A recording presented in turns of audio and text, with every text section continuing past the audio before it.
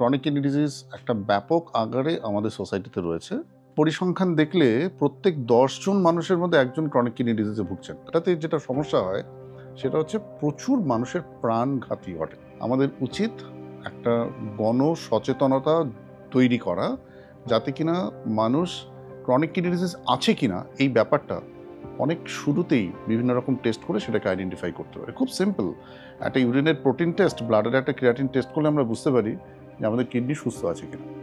কিন্তু এই টেস্টটা যদি সময় না করা হয়, যদি এই টেস্টটা আমরা অনেক দেরি করে করি, তখন কিডনির অসুখটা অনেকটা বাড়াবাড়ি হয়ে যায়। সেই সময় হয়তো আমরা অসুখটাকে রিভার্ট করতে পারি না, বা তার ট্রিটমেন্ট যেগুলো সেগুলো খুব complicated, cost wise it is not manageable by common people.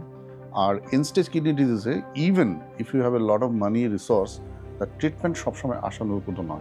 সেই কারণে আমাদের যেটা দরকার সেটা হচ্ছে সামাজিক সচেতনতা রিগার্ডিং ক্রনিক কিডনি ডিজিজ বাড়ানো, যাতে আর্লি স্টেজে আমরা অসুখটাকে ধরতে পারি এবং এটার প্রোগ্রেশনকে প্রিভেন্ট করতে পারি। So this is the overview of the chronic kidney disease. Follow করুন সংবাদ প্রতিদিন ডিজিটাল।